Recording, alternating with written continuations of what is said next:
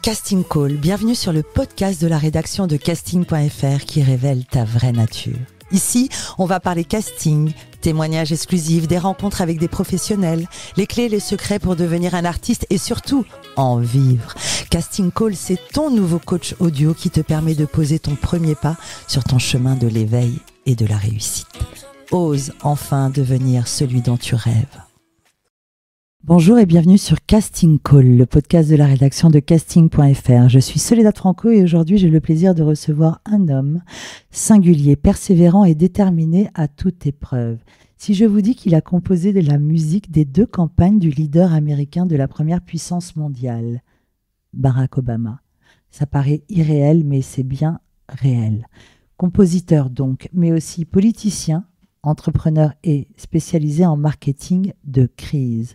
Pourtant, moi, je l'ai rencontré quand il était en charge de la com des Energy Music Awards. Aujourd'hui, il est entrepreneur et investisseur, mais sur les réseaux sociaux, il apparaît comme un coach de vie. Natif de la Guadeloupe, grâce à son instinct qu'il a su suivre, il a créé son histoire. Tony Jazz est parti de rien, il a connu la galère et enfin le succès. Doté d'une soif de vaincre féroce, il est parvenu à faire basculer son destin, les rencontres toujours, mais aussi sa force mentale. J'ai tenu à l'inviter parce que son récit est particulièrement intéressant, inspirant pour nous tous. Tony Jazz, bonjour. Bonjour Soledad. La devise de ce podcast est « Ose devenir celui dont tu rêves ». Qu'en est-il pour toi en cette année 2023 ? Qu'en est-il ? Je dirais qu'avec tout ce que j'ai fait, je suis à peu près à 5%. Ok, 5%. Donc, tu es né en Guadeloupe. Tu as grandi là-bas ? Ouais, j'ai grandi en Guadeloupe, très petit. Je suis originaire de la Désirade. C'est une île encore plus petite à côté de la Guadeloupe. Personne ne la connaît. C'est une petite île paradisiaque, comme toutes les Antilles d'ailleurs. Et après, j'ai grandi dans le 93.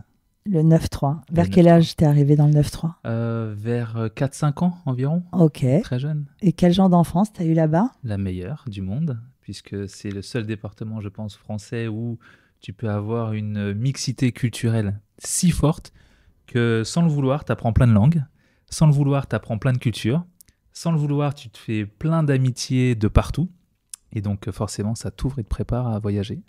Il y a pas mal de talents qui sortent du 9-3. Ouais, et c'est pour ça, je pense. C'est grâce à ça. Cancre à l'école, pourquoi ? Tu te sentais pas à ta place ? Non, le problème de l'école, c'est que je pense que l'école n'était pas très adaptée à un enfant comme moi. Et ce n'est que bien plus tard que j'ai compris que je n'étais pas mauvais à l'école, effectivement. Je l'ai longtemps cru parce que, tu sais, moi, pour la petite anecdote, tu sais, avant qu'on te donnait ton bulletin scolaire, tu avais la note, ta note, quoi, la meilleure note de la classe et la pire.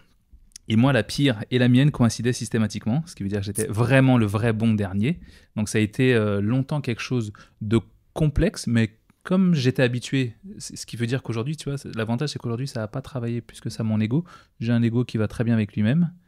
Et le truc c'est que bien plus tard j'ai compris qu'en fait c'est un espèce de petit truc où en fait il faut que ça aille plus vite pour toi pour que tu comprennes plus vite. Donc du coup l'école ça va pas assez vite, donc tu t'emmerdes un peu. Tu rêvais de quoi petit ? Je rêvais de quoi petit ? Moi je rêvais d'être musicien. Ah ouais, déjà ? Ouais, mais et du coup je l'ai fait, donc c'est bon. Ça... Mais tu venais d'un milieu, tes parents ils étaient artistes ? Même pas. Mon père est à la retraite maintenant infirmier et ma mère juriste. Donc, juriste. Tu vois, rien à voir avec la musique. T'avais des frères et sœurs ? Ouais, une petite sœur et des grands frères. Et tes parents ils géraient comment alors ce fait que tu sois pas très doué à l'école ? Bah c'était compliqué parce que du coup j'étais le plus mauvais. Ma sœur était la tête par exemple de sa classe, moi le plus mauvais. Mais disons qu'avec beaucoup de recul aujourd'hui, ils se disent t'as bien fait, tu vois. Mais il fallait endurer les trucs où tu transpires quand ton bulletin scolaire il arrive dans la boîte aux lettres. Aïe, aïe, aïe, aïe. Tu rêvais donc, tu rêvais de musique. Ouais, absolument. Et alors d'où vient cette passion ? Elle est née avec, tu rêvais d'un artiste, tu idolâtrais un artiste, tu écrivais, tu chantais, tu faisais quoi ? En fait, à l'origine, ce qui se passait, c'est qu'à la maison, dans les années 90, ma mère était abonnée à un truc qui s'appelait je sais plus quoi, et où tu recevais des CD toutes les semaines ou tous les mois. Ok. Tu sais, c'était des trucs qu'il y avait à la fin des magazines de programmes télé, et tu t'abonnais et t'envoyais ça, et on t'envoyait des CD tous les mois. Et donc on recevait des CD tous les mois. Je trouvais ça génial. Donc J'ai vu l'album des Fujis arriver chez moi. Je dis, oh, c'est quoi ces 3 têtes sur ce truc? J'ai vu l'album de Jacques Brel. J'ai vu plein d'albums arriver. Et donc, du coup, je les écoutais, puisque quand tu commandais pas, on t'envoyait tout et n'importe quoi. Et en fait, ça m'a ouvert musicalement. Je me dis, ah, mais ça sonne bien. Ça, j'aimerais bien le reproduire. Et comme on avait un piano et une guitare, c'est comme ça que j'ai commencé. T'avais quand même un piano et une guitare. Ouais, enfin, un piano. J'avais un synthé et une guitare de jouet, quoi. Mais pour moi, c'était le bout du monde. C'était parfait. Et tu commences à jouer des instruments Ouais. Et petits. Ouais, petit, je teste, j'essaye, je fais des trucs comme ça. Après, mes parents me mettent au conservatoire, pensant que je vais aimer ça. Ah, Et finalement, je déteste. trop de rigueur. Trop de rigueur, c'est surtout que l'école, j'aime pas, et c'était après l'école. Donc pour moi, c'était la continuité de l'école en vrai. Je vois pas que c'est... Tu sais, je suis un enfant, donc pour moi, je vois pas la suite. Je comprends pas que c'est pas l'école en fait. Et donc du coup, c'est pour ça que finalement, je me dis, j'aime pas le conservatoire, mais j'aime la musique. D'accord. Donc du coup, je continue à jouer chez moi n'importe comment. Mais le conservatoire, j'arrête. T'arrêtes le conservatoire. Et à Ouais. quel moment tu as le déclic où tu te dis, ok, j'arrête l'école, Ouais. je quitte tout. Je crois que tu pars au Canada, c'est Ouais. ça? C'est ça. Mais là, t'as quel âge? Là, j'ai je ne sais plus quel âge, mais je me rappelle parfaitement de ce moment. T'étais ado? Non, j'étais à la fac. Ah, donc t'as poursuivi tes études, t'es Ouais, allé jusqu'au bout. Oui, parce que... Cancre, mais juste. Mais cancre, mais tes parents ne te laissent pas le choix. Du coup, Ok. tu sais que t'as pas envie de dormir dehors. Surtout dans une famille guadeloupéenne, on y imagine sans tomber dans les clichés, mais quand on connaît un peu, Ah oui. faut travailler. Ah oui, il faut travailler. Il n'y a pas d'artiste, il y a pas de, tu vois, il y a pas ça. Ouais. Donc tu L'école, choisis mon médecine gars. ou droit, et puis c'est tout. Alors moi, médecine, je dis, ok, bon là, je suis mort pour des années, c'est la tôle. Droit, je peux peut-être m'échapper. Ok. Et du coup, je suis allé en droit. Je suis allé exactement jusqu'en licence, et c'est là qu'a été le grand moment de ma vie, licence de droit. À savoir que licence de droit, mais à côté de ça, je fais de la musique, je voyage, je commence à faire des trucs avec des artistes et tout ça, donc tout se passe super bien. C'était la deuxième heure de cours. Deuxième heure de cours, amphi, Villetaneuse, Paris 13, 1200 personnes autour. Ok. Un prof en bas qui parle, je ne comprends pas ce qu'il dit, mais je sais qu'il parle français, mais je ne comprends pas les mots. Je vois les gens autour de moi taper, Ok. et je me dis, mais ils comprennent tous, moi je ne comprends rien. Et du coup, à ce moment-là, j'ai décidé, j'ai plié mes affaires, je les ai rangées. J'ai dit à mon copain qui était à côté, bon, je file, on se voit plus tard. Il m'a dit, tu vas où? Je lui dis, je reviens. Évidemment, je ne suis jamais revenu. J'ai plié mes bagages, j'ai vendu tout ce que j'avais dans ma chambre et j'ai dit à mes parents, dans 2 mois, je pars au Canada. Et je suis plus jamais revenu. Et pourquoi le Canada? Parce qu'en fait, j'y étais allé quelques années auparavant avec ma grand-mère. Et j'avais tellement adoré que je me suis dit, si je repars quelque part, c'est là. Et en fait, en France, avant même d'avancer, après, j'ai fait plein de trucs avec des artistes en France, plein de trucs avec tout un tas de personnes et tout un tas d'industries. Mais tu sais, il y a ce petit truc où, quand tu es dans une soirée, on te dit, tu fais quoi dans la vie? Ah bah moi, je fais de la musique. Et après, on se dit, ouais, mais tu fais quoi dans la vie? Aïe, aïe, aïe. Tu vois? Et je sais qu'au Canada et aux États-Unis, il n'y a pas ça. Hmm. Et donc, du coup, je me suis dit, je vais aller là où les artistes sont respectés. Pour en revenir et bien comprendre, dans tout ce que tu nous racontes, cette enfance qui t'amène jusqu'au banc de la fac, tu es cancre, tes parents sont ultra sévères et n'ont pas l'air très contents. Tu as un rêve, c'est la musique. Quel genre de mec tu étais? Quel genre d'homme tu étais? Quel genre de jeune homme tu étais? Est-ce qu'il y avait des moments où tu avais un peu de doute, où tu étais suffisamment solide, où tu te disais j'y vais, Ouais. j'y vais? Ouais, je vois très bien. Et en fait, tu sais, ça, c'est quelque chose auquel je me cogne encore aujourd'hui. C'est que je n'ai jamais eu de doute à cet âge-là. Et j'étais très jeune, contrairement à certains jeunes que je peux voir aujourd'hui, plein de doutes. Parce qu'en fait, j'étais inconscient.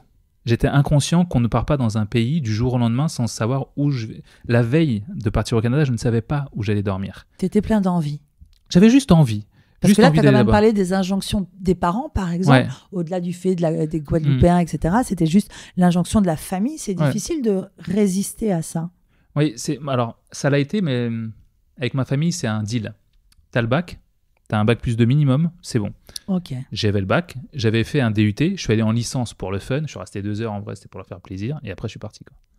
Donc finalement, au Canada, c'est bien vu d'être artiste. C'est pour ça que tu y vas. Ouais, Contrairement à ici, la France. c'est ça. Mais En j'y vais France. aussi parce qu'il y a un océan qui nous sépare. Donc je me planque, je peux partir, et personne ne va me regarder, je peux tout recommencer à zéro, je peux tout refaire dans le milieu de la musique.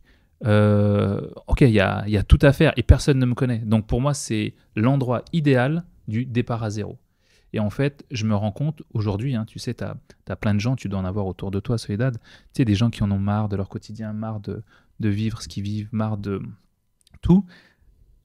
L'une des solutions que j'ai trouvées, c'est je plie mes bagages, je m'en vais, je me retourne, je regarde pas derrière et je refais tout ailleurs.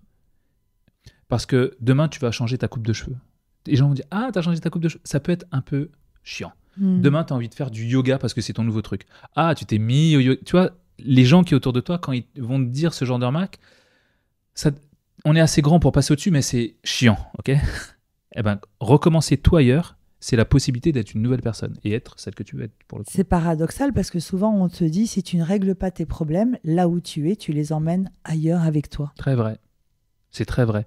Mais tes problèmes sont souvent une résultante d'un traumatisme avec des gens que tu as vécu et qui te font répéter les schémas parce que tu vis avec eux.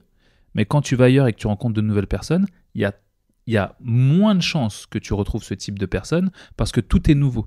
Donc tout est une découverte. Tout est un début à zéro. Et pour toi, ce n'était pas ton cas puisque tu étais jeune et j'entends que tu avais des envies. Donc tu arrives à Montréal, seul, aucun ami là-bas ? Alors, mais pire qu'aucun ami. C'est la veille que j'ai trouvé un endroit où aller dormir. J'avais pas assez d'argent pour aller dans un hôtel, donc t'imagines bien.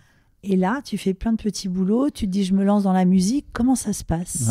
Alors au départ, compliqué. Même le jour où je suis arrivé, je me rappelle, c'était un 13 février, 12 jours après mon anniversaire. Et je me rappelle du 13 février parce que quand je suis arrivé, le commandant de bord a dit « Il fait -13 ».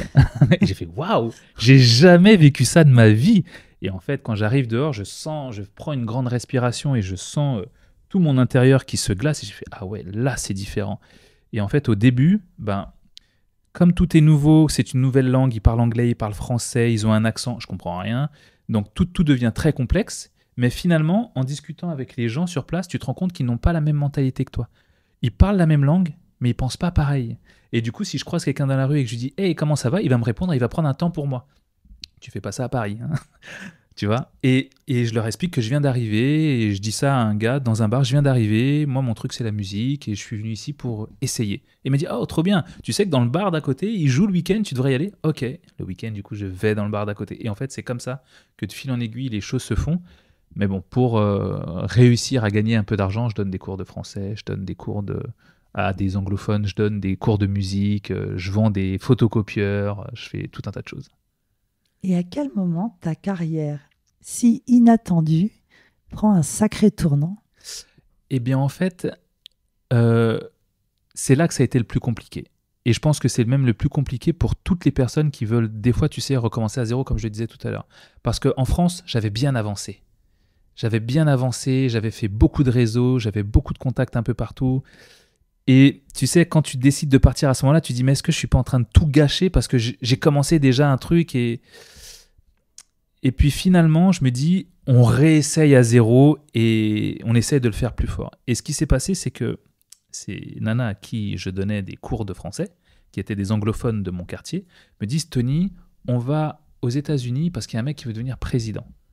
Et là, je fais... Et moi, le premier truc que j'entends, c'est, on va plus te payer les cours. Et là, je me dis, ouais, ça va être compliqué, on va trouver d'autres cours. Et elles me disent, tu vois, tu devrais regarder ce gars à la télé, il est hyper intéressant. Donc moi, je suis pas du tout là-dedans.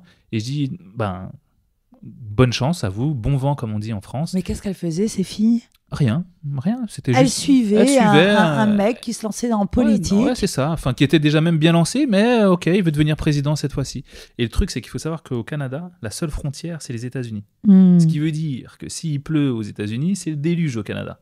Donc du coup, ils sont très sensibles à qui va devenir le président. Donc ils sont très engagés, même si c'est pas leur pays. Donc c'est très commun finalement. Alors que nous, il y a un autre politicien ici, dans un autre pays d'Europe qui se fait élire, ça a moins de conséquences. Et du coup, elles y vont, puis je les perds de vue. Et quelques temps plus tard, quelques bons mois après, voire même plus, elles me recontactent en me disant, Tony, tu te rappelles de nous dans le départ ? Je fais oui, qu'est-ce qui... Alors, vous en êtes tout ? Elle me dit, il passe ce soir à la télé, il fait un débat contre Hillary Clinton, tu devrais regarder. Et en fait, on veut faire la campagne encore plus grande et on cherche quelqu'un pour nous faire la musique. Et moi, durant tous ces mois, j'ai réussi à tellement plus grossir que je fais mes allers-retours à New York, je vends des prods, je vends ça à des labels indépendants, je commence à faire des choses avec Sony, Universal, donc Tu tout t'es prend mis une dans ampleur. la musique. Là, ouais, là, ça Comment avait t'as bien fait avancé. pour les gens qui nous écoutent et qui rêvent d'entamer une carrière artistique dans la musique, Ouais. comment on fait de Tu rien, donnais des cours d'arriver à l'aéroport à Sony Universal? Ouais, comment on fait? C'est facile. C'est parler aux gens. C'est hyper facile. C'est que du Créer réseau. les rencontres. C'est créer des rencontres. Comme je te l'ai dit, je suis allé dans ce bar. Il m'a dit le week-end on joue. Le week-end je suis allé dans ce bar-là. Après, arrivé dans ce bar-là, il y avait plein de gars qui jouaient. Il y en avait un que je trouvais plus. Oui, c'est faire des rencontres, mais il faut savoir à qui parler aussi. Parce que je ne vais pas dire que. Être intuitif. Ouais, il faut être intuitif. Regarde dans une pièce et dis-toi quelle est la personne la plus intéressante de cette pièce. Ou qu'est-ce que cette personne pourrait t'apporter et qu'est-ce que tu peux aussi lui apporter. Parce que ça ne va pas se faire à sens unique, elle ne va pas t'accorder d'importance. Si toi-même, tu ne vas pas essayer de lui donner un truc en retour. Et donc, en fait, j'ai un petit don pour me dire, ok, elle, c'est la personne la plus importante, et elle, on va aller lui parler, et il va en ressortir quelque chose. Et c'est comme ça que, dans ce bar, je rencontre un autre gars qui cherchait un guitariste. Je lui explique que je suis guitariste, mais que je peux lui vendre des prods. Ok, super, je te vends les prods. Ah tiens, ce week-end... Mais t'étais guitariste, oui. vraiment? Oui, je faisais de la guitare. C'est Moi, ça. c'était mon truc, c'était la guitare. On peut parler de multipotentiel aussi. Oh, complètement. Pas que. Okay. C'est pour ça que, grâce à ce petit test que je fais des années plus tard auprès d'un psy, je me rends compte que finalement, je suis pas nul à l'école. Je suis juste au potentiel. Plus rapide. Okay. Et donc, en fait, c'est là que je vois tout un tas de trucs s'éclairer. C'est pour ça que je dis que mon ego n'a jamais pris un coup là-dessus. Mais tu avais appris à te faire confiance et à suivre ton intuition. Ouais.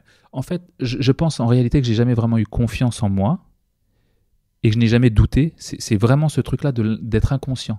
Tu vois, c'est-à-dire que moi, je ne vois pas le danger. Je ne vois pas le risque. Je ne vois pas je peux me planter. Être inconscient ou avoir beaucoup d'envie?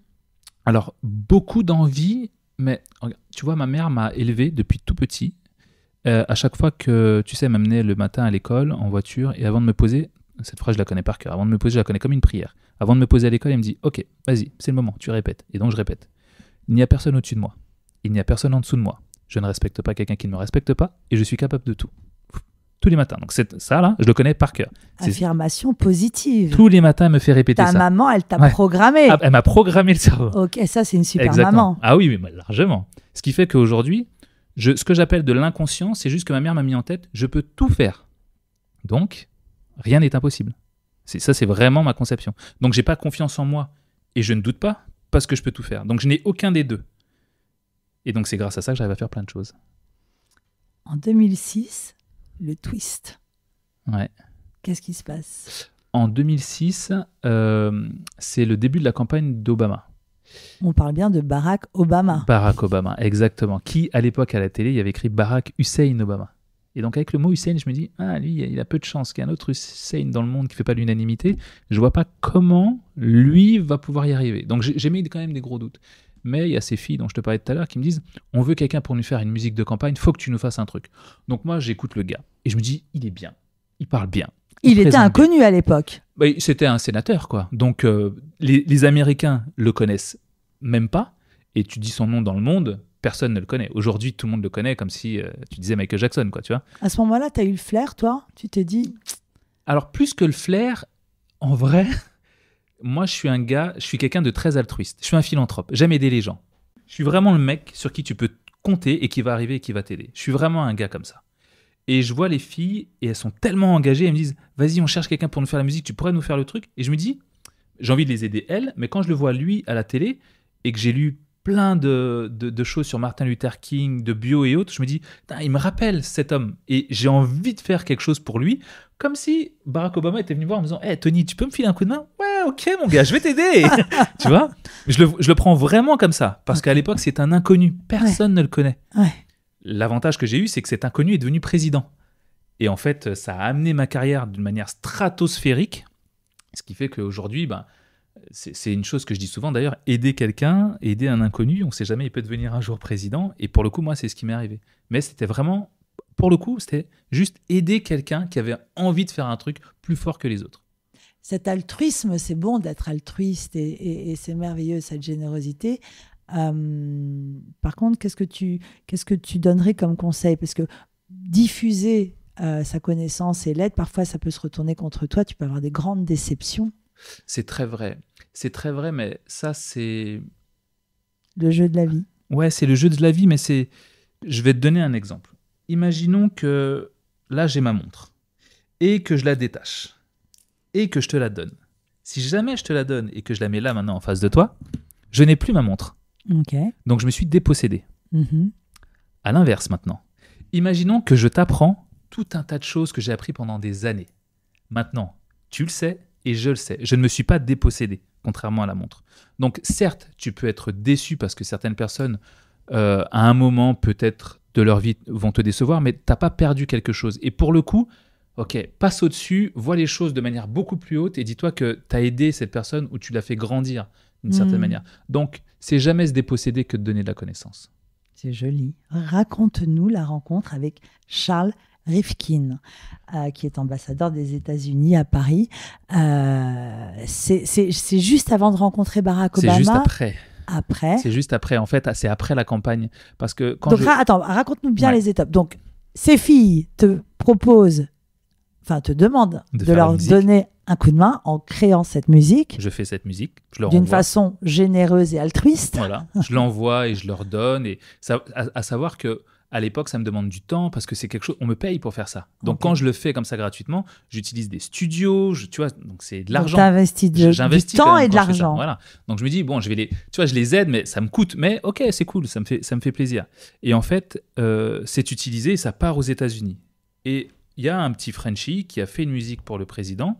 Et en fait, juste derrière moi, une fois que j'ai fait cette musique, ça part, il y a Oprah qui s'engage avec Barack Obama, il y a Will Smith qui s'engage, il y a Beyoncé qui s'engage, il y a Jay-Z qui s'engage, il y a will.i.am qui fait une musique. Et en fait, il y a tout le monde derrière lui. Et moi, là, je me dis, mais je suis vraiment arrivé au bon moment.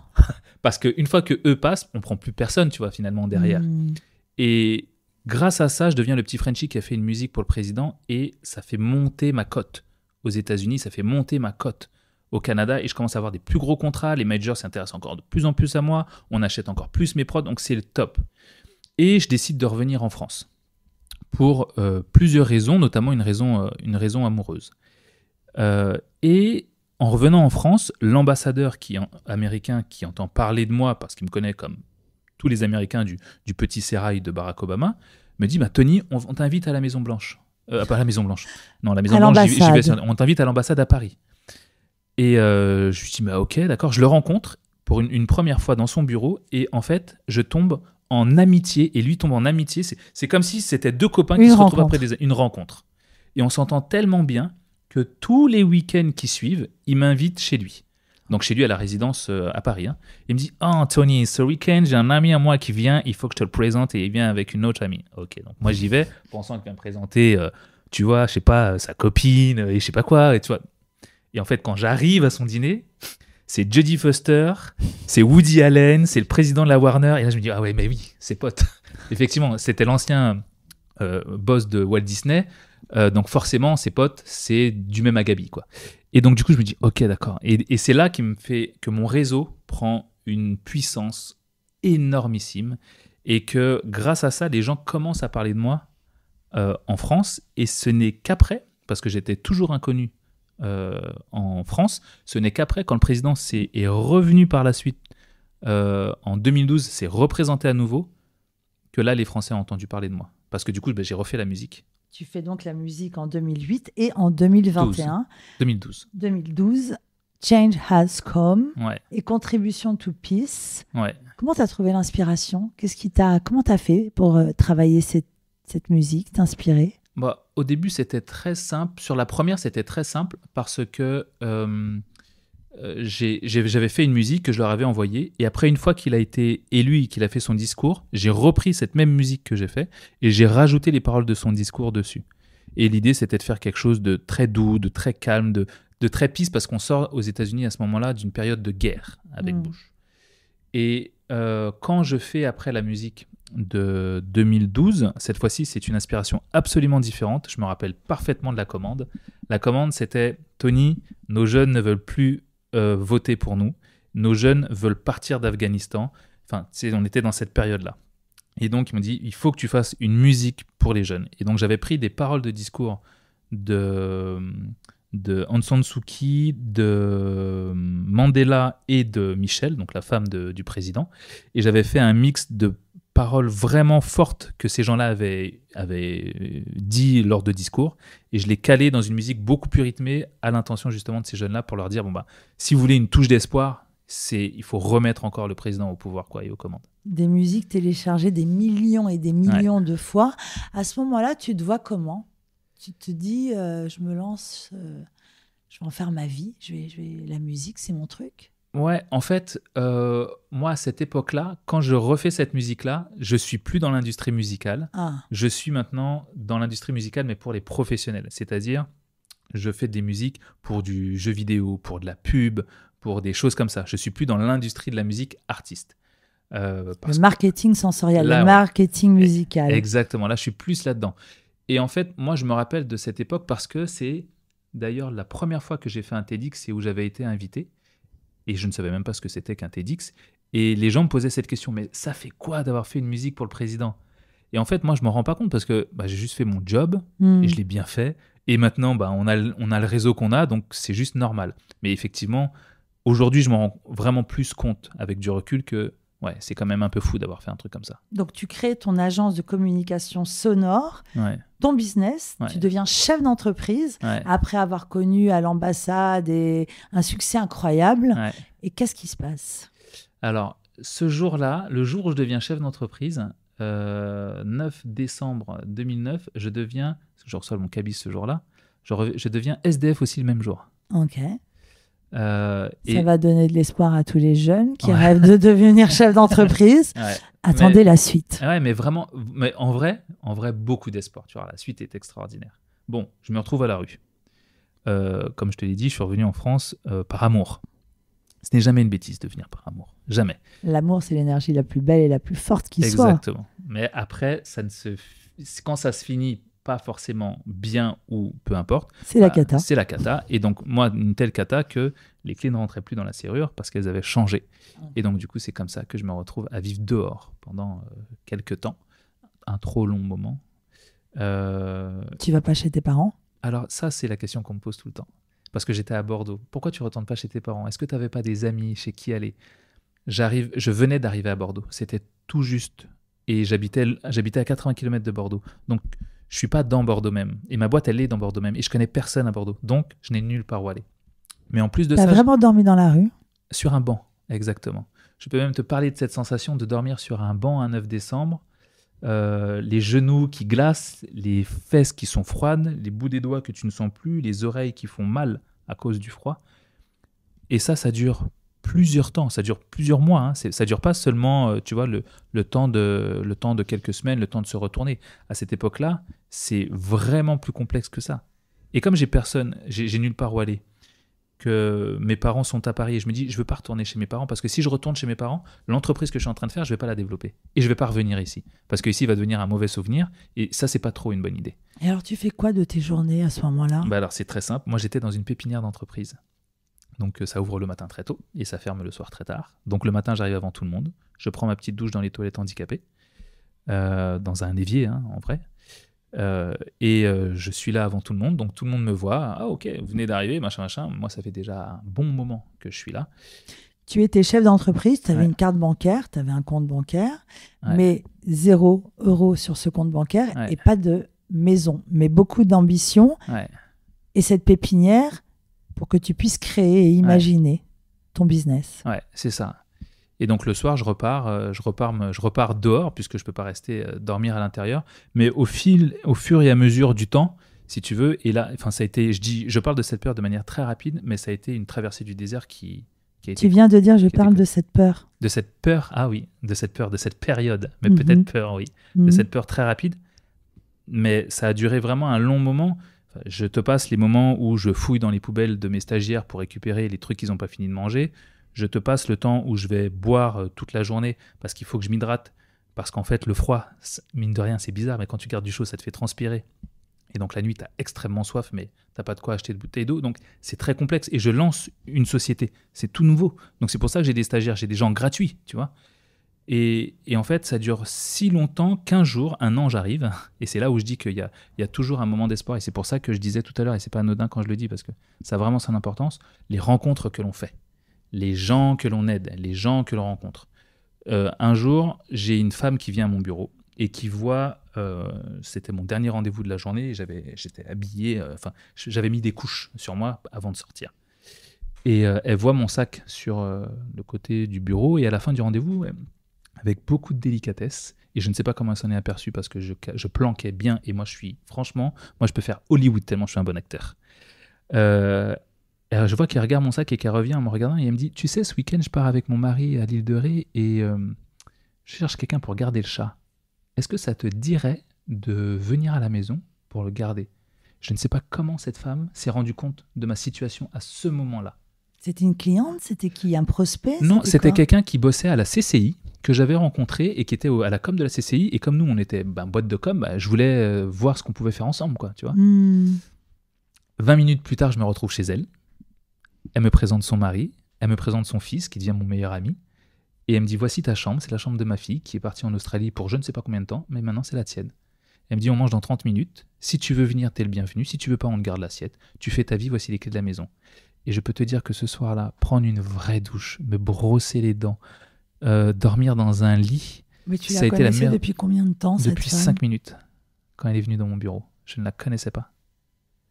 Et le truc, c'est que moi, je ne demande pas d'aide. Et quand on me propose de l'aide, je dis non. Je dis non, t'inquiète, je vais m'en sortir. Là, ce jour-là, j'ai juste dit oui parce que Elle t'avait demandé de l'aide. Tu devais garder son chat. C'est ça. Donc, je suis allé l'aider. Elle est plutôt fine, cette femme. Elle était très fine, qui jusqu'à aujourd'hui est l'une des personnes que j'aime le plus au monde. Et tu es passé à table ? Et je suis passé à table et je suis resté un bon moment avec eux, de plusieurs mois avec eux. Et là, tu te confies, tu racontes la vérité ? Sur ce qui m'est arrivé tu dors dans la rue. Ouais, enfin, je leur explique, mais avec mes mots, et je ne dis pas tout, sachant que cette histoire que je raconte sur le fait que je dorme dans la rue, j'en ai parlé pour la première fois il y a peut-être 5 ans à la télé. Et pour tout te dire, avant que j'en parle à la télé, j'ai prévenu mes parents pour leur dire, je vais vous raconter quelque chose que je n'ai jamais dit. Et en fait, là, j'en parle aujourd'hui de manière détachée et libérée. Mais pendant plus de 10 ans, ça a été une honte pour moi d'en parler. Et donc, je n'en ai jamais parlé. Et donc, parce que ça a été très compliqué. Aujourd'hui, ça va beaucoup mieux. Hein. Et donc, finalement, qu'est-ce qu'il advient de cette entreprise que tu avais créée ? Alors, ce qu'il advient, c'est formidable parce que finalement, j'arrête cette entreprise quelques temps après. Le Premier ministre de l'époque, et surtout maire de Bordeaux, revient pour être maire de Bordeaux et il fait appel à moi. On parle d'Alain Juppé. D'Alain Juppé, exactement. Et il fait appel à moi. Mais tu te rends compte quand même que lorsqu'on t'entend, ça paraît un petit peu. Parce que là, on passe de SDF à Alain Juppé, Premier ministre. Ouais, alors, tu peux nous expliquer cette rencontre ? Oui, je peux te faire l'entre-deux. Parce que c'est vrai que je vais tellement vite dans mes histoires que l'entre-deux, on se dit, mais comment on arrive de là à là ? Parce que là, donc, tu coupes avec ton agence. Je coupe avec mon agence. Tu laisses de côté la musique.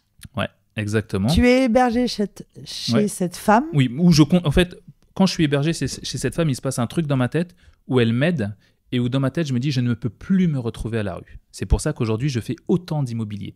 Parce que je pourrais aller n'importe où que j'aurai un toit. Tu vois, je suis juste en train de ne pas soigner quelque chose ou de mal le soigner en achetant autant d'immobilier. Hein. Mais je me rappelle que quand je suis dans ce lit le premier soir, je me dis, là maintenant, c'est fini. Plus jamais ça nous arrive. On va bosser tellement. Pourquoi je dis on ? Parce qu'on est plusieurs dans ma tête. Hein. C'est ça, c'est les anges. C'est moi le chef. C'est ta dream team. C'est ma dream team de moi seul, où on est plusieurs dans ma tête, où je me dis, on va tellement bosser que plus jamais un truc comme ça va nous arriver. Fais-moi une confidence. Fini. Cette période de sécheresse, finalement, c'est pas un bon souvenir. Tu l'aurais pas un peu savouré ? Avec beaucoup de recul, oui. Avec énormément de recul, oui. Parce que c'est une situation dans laquelle tu t'es mise. Tu aurais pu aller chercher un boulot avec la personnalité que tu as. Ouais. Tu aurais pu aller dormir chez tes parents ou chez la famille. En fait, tu n'as pas voulu renoncer parce qu'il y a quelque chose qui se préparait, non ? Ouais. En fait, le truc, c'est que je suis tellement obstiné que je ne suis pas du genre à abandonner parce qu'il y a une galère. Quoi. Ça, c'est vraiment... T'es sûr que si on fait équipe ensemble et qu'il nous arrive une galère, s'il y en a un qui lâche pas, c'est moi. Donc, vous pouvez tous vous reposer, vous inquiétez pas, je continue à tirer. Ça, c'est vraiment ma personnalité. À tel point que je me retrouve dans la rue et que je me dis, non, c'est bon, on va continuer quand même. Tu vois, pour dire à quel point je tire fort sur Alors raconte-nous comment tu arrives à rencontrer Alain Juppé. En fait, c'est très simple. À cette époque-là, donc j'ai ce petit passage où je dors, j'arrive à trouver finalement un lit.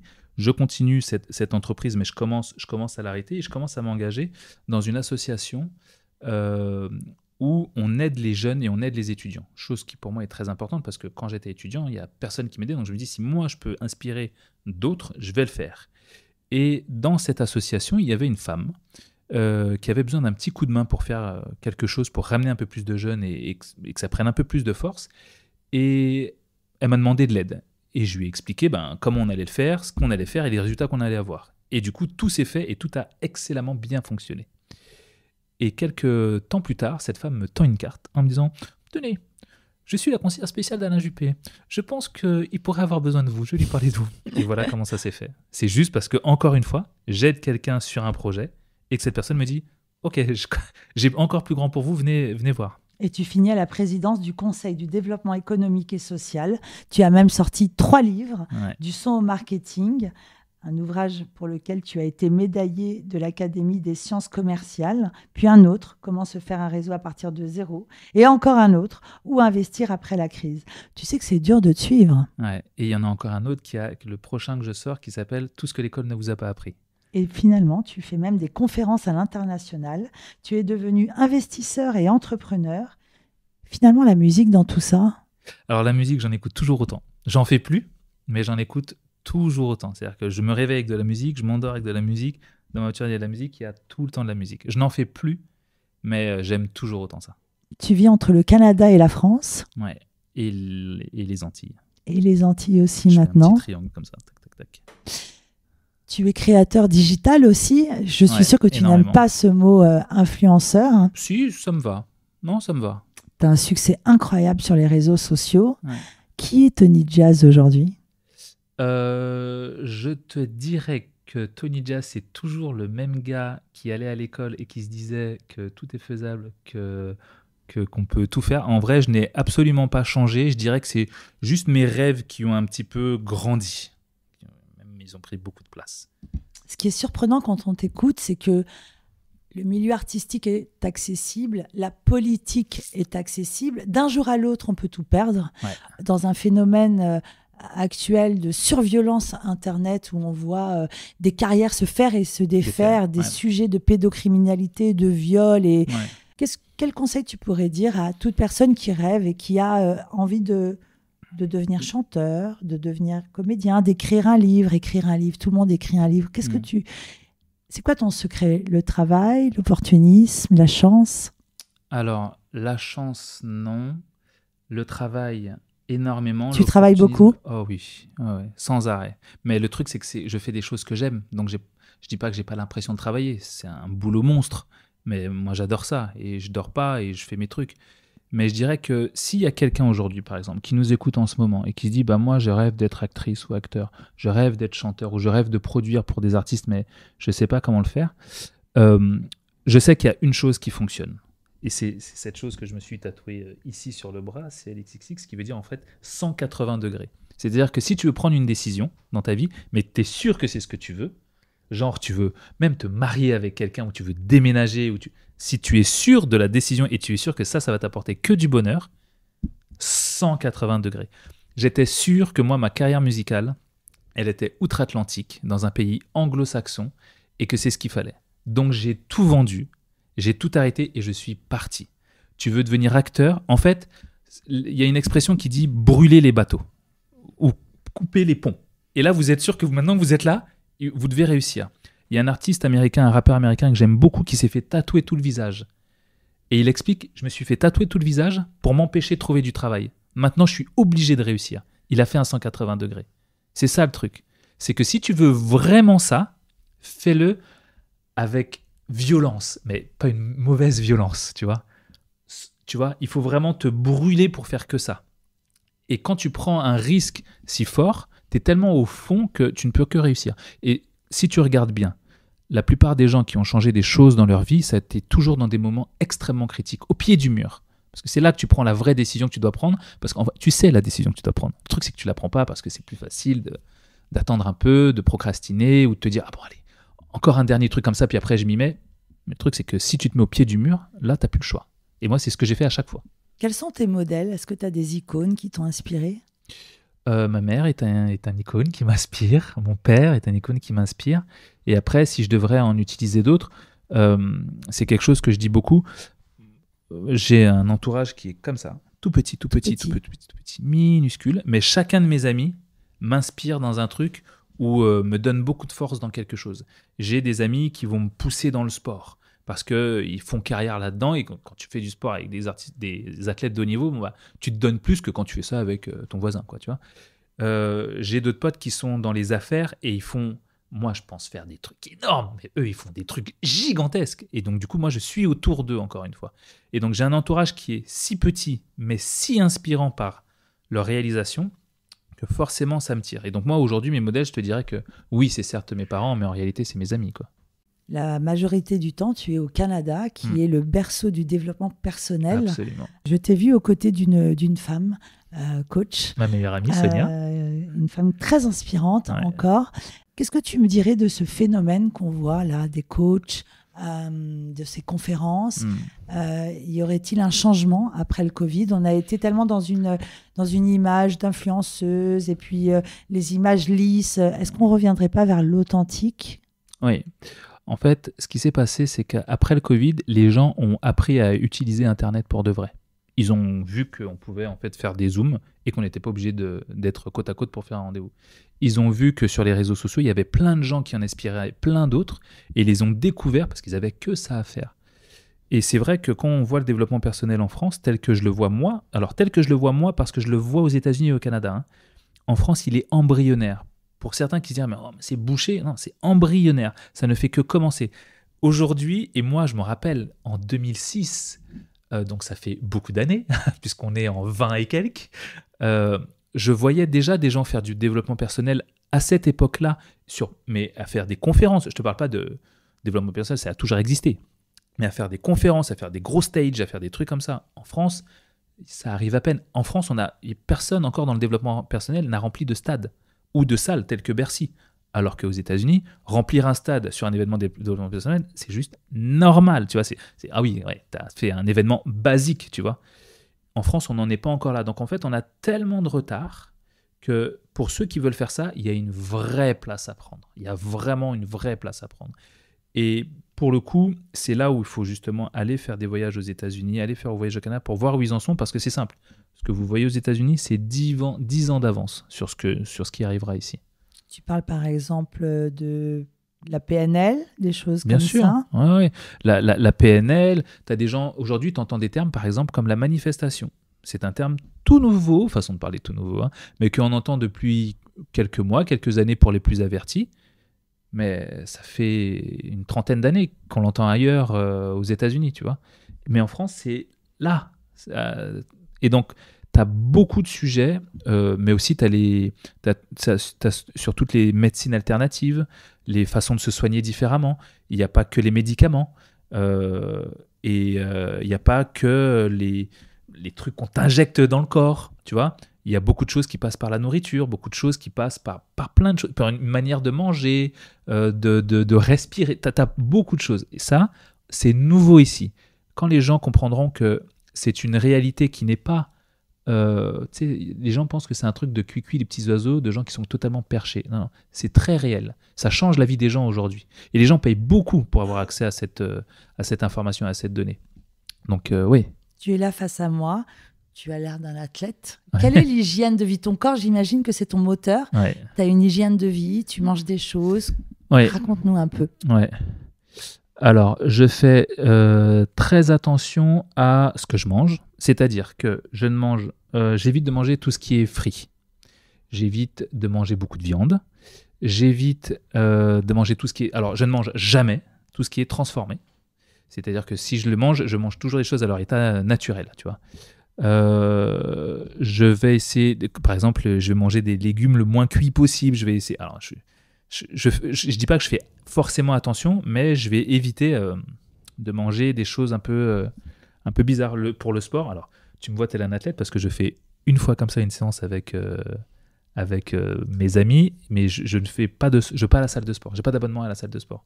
Mais tu fais du sport tous les jours? Je fais du sport tous les jours, mais mon sport, il est très simple. Ça s'arrête à faire juste là, comme ça, tac, tac, tac, tac, tac, tac, 100 pompes tous les matins. C'est tout. Je fais ça. 100. Ok. 100 pompes, comme ça. Sport de la journée, c'est fini. Je ne fais que ça. Je ne fais rien d'autre comme autre sport. Mais je vais essayer, je vais faire attention à plein de choses. Je vais faire attention à ma peau, je vais faire attention à par exemple, là, je suis à Paris. Très bête, hein. Je suis arrivé à Paris dans ma voiture. Dans ma voiture, j'ai un truc... c'est une Tesla, on a un truc pour éviter que l'air extérieur ne rentre dans la voiture. Je vais éviter de respirer trop l'air de Paris parce que c'est plus pollué que là où j'habite. Il y a plein de petits détails comme ça où je vais faire très attention. Je vais faire attention aux mots que j'utilise parce que ça a une incidence sur mon corps. Je vais faire attention aux mots qu'on va me dire. Tu vois, trop négatif, je fais comme si ça me plaît pas. Tu vois, il y a plein de choses comme ça auxquelles je fais très attention. Le milieu de la musique aujourd'hui, artistique, ça te fait rêver encore? Ah oui. Moi, le milieu de la musique m'a toujours intéressé, inspiré, parce que pour moi, la musique, c'est le monde libre. Tu parlais de marketing sensoriel aussi. Ouais. La musique a une incidence sur nos vies exceptionnelle. Ouais. C'est une chose dont je parle justement dans le livre que j'ai écrit de la musique au marketing, où j'explique, alors évidemment tous les bienfaits que la musique peut avoir, mais qu'il y a même des thérapies par la musique, des thérapies par le son, parce que ça envoie des fréquences et que les fréquences ont une incidence sur nous, comme quand on s'entend bien, ou quand quelqu'un dit quelque chose de bien, ou que quelqu'un a une voix particulière et que tu vas être plus attiré par sa voix parce que ça envoie une fréquence. Donc tout ça a une incidence. Si j'avais une baguette magique, qu'est-ce que je peux te souhaiter pour 2024 ? Pour 2024, tu peux me souhaiter que tout ce que j'ai fait, je fasse x 1000. On a commencé à 5%, on finit à x 1000. Exactement. Que dirais-tu au petit Tony, à l'enfant qui est en toi ? Ah, je lui dirais, mon petit gars, on a réussi, tout va bien. Merci Tony pour ce moment si inspirant. Merci à toi, Saïda, pour l'invitation.